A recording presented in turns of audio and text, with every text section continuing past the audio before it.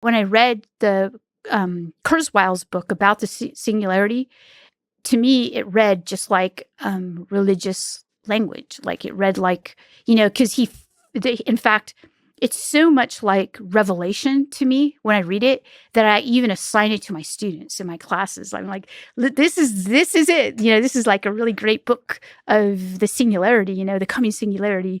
And this religious event, because it seems like it, when he writes about it, he says, I felt it before I even understood it. Kurzweil. Kurzweil, yeah, Kurzweil. So what are your feelings about, not feelings, thoughts, feelings too, about the idea of the singularity? Do you think it's ultimately the thing that echoes throughout the history of ideas? Is this like moment of revelation, like this almost mythological religious moment? Or is there something more physical to this idea of concrete about the idea of there'll come a point where our technology, there'll be like a phase shift between the basic fabric of like humanity, of how we interact, how evolution brought us to be, these biological interactions, that our technology crosses some kind of line of capability that the world will be more technology than human, to where it'll leave us behind. Sort of. Oh, yeah. I don't think it's going to leave us behind. I think it's going to take us along. But it will be, I guess the idea of the singularity, first of all, isn't the idea of the singularity is like, we can't possibly predict what's on the other side of the singularity. The sense is like, this is like, the world will be fundamentally transformed. Yes. Right. And then it was, this was characterized in various movies like Lucy and stuff like that. Mm-hmm. Lucy being the first human that, right, so kind of replicating, this is going to be the next iteration of humans, is the singularity.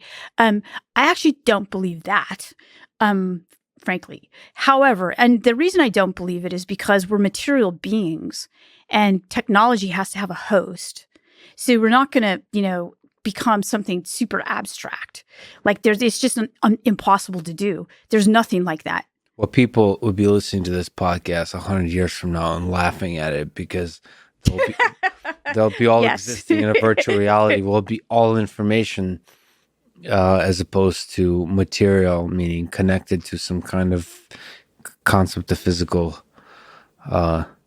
reality. I don't even know the right words to use here. No, see, that's because there are none. Because there's no there's no view from nowhere. There's no non-material, like we have thoughts, but they're connected to us, right? They're in our, they're somehow, okay. As far as you know. Listen, Platonic forms, I think, is about as close to what we're talking about as possible. Like this place where these things exist, and then there's like a physical instantiation of it. No, but see, the question is, from the perspective of the Platonic form, what does our physical world look like? You know what I'm saying? Like, if say you're a creature existing in a virtual reality, like if you grew up your whole life in a virtual reality game, like what is it? And somebody in that virtual reality world tells you that there actually exists this physical world. And in fact, you think you're in this virtual world, but it's actually you're in a body, and this is just your mind putting yourself in. There's a piece of technology. Like, how will they be able to think of that physical world? Would they sound exactly like you just sounded a minute ago, saying like, well, that's silly. Who cares if there's a physical world? It's the entirety of the perception and my memories and all of that is in this other realm of like information. It's just all just information. Why do I need some kind of weird meat bag to contain? So there's a great, again, I always return to something for your audience to read, or you. There's a great, very short article online for free by David Chalmers. Do you know him? Mm-hmm. He's the philosopher of consciousness. Yeah, interviewed him on this podcast. Yeah, yeah, he's cool. Yeah. I was friends with his best friend for a while when I was in grad school. He probably has some weird friends. He does. He's a philosopher. Okay. Yeah. So, I like his fashion choice and hairstyle too. I'm gonna hang out with him a little bit. He's a great guy. okay. So he wrote this article, which I use a lot. I love it because it's accessible to undergraduates, and it's called Matrix as Metaphysics. And basically it's an answer to external world skepticism, which is basically, how do we know there's an external world, right? How do we know that we're not in a matrix right now? And so basically he even references, he uses a religious reference even. He says, you could think of the Matrix, the movie, as the new book of Genesis for our new world, right?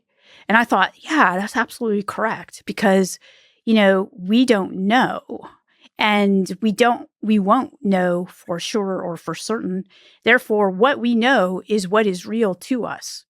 And so he goes through these scenarios, and within philosophy, it's called, this is different from that, but it's like this brain in a vat, right? If you're a brain in a vat and some not so kind scientist is like recreating this world for you just to see, and you think you're this awesome rock star, right? And you're living this awesome existence, but you're actually just this brain in this vat. Okay. But there's still a brain in a vat. Okay, so his idea in the Matrix as Metaphysics kind of takes out the brain in a vat, like this. I don't know if this is possible. So I've read critiques of this that, what you're talking about is a non-dualism. Like there's like, or it's not necessarily a non-dualism. Information in and of itself has to have some kind of material component to it. I mean, it's that when taken outside the realm of human beings, because dualism is kind of talking about humans, yeah, in a sense, it's just possible to me that there could be creatures that exist in a very different form, perhaps rely on very different set of materials. Yes, that may perhaps not even look like materials to us. Yes, I agree. Which is why, like, information, it could be, even in computers, the information that's traveling inside a computer is connected to actual material movement. Right. Right. So like it is ultimately connected to material movement, but it's less and less about the material and more about the information. So I just mean that it's possible that you think the singularity is basically like sloughing off our material existence? Well, I don't know, because I can tell you that this has been the hope of philosophers and theologians forever. Yeah, well, I think we're living in through a singularity. I think this world, just like as you've said already, has been already transformed significantly and keeps continually being transformed. Yes. And we're just riding this big, beautiful wave of transformation. And that's why it's both exciting and terrifying from a scientific perspective, that like we're so bad at predicting the future, and the future is always so amazing in terms of the things it has brought us. I mean, I don't know if it's always will be this exciting in terms of the rate of innovation, but it seems to be increasing still. And it's really exciting. It's exciting. I think so too. Yeah. It's terrifying because obviously we're building better and better tools for destroying ourselves. But I, on the optimistic side, believe that we're also can build better and better tools to defend against all the ways we can destroy ourselves. And it's kind of this interesting race of innovation. Yeah.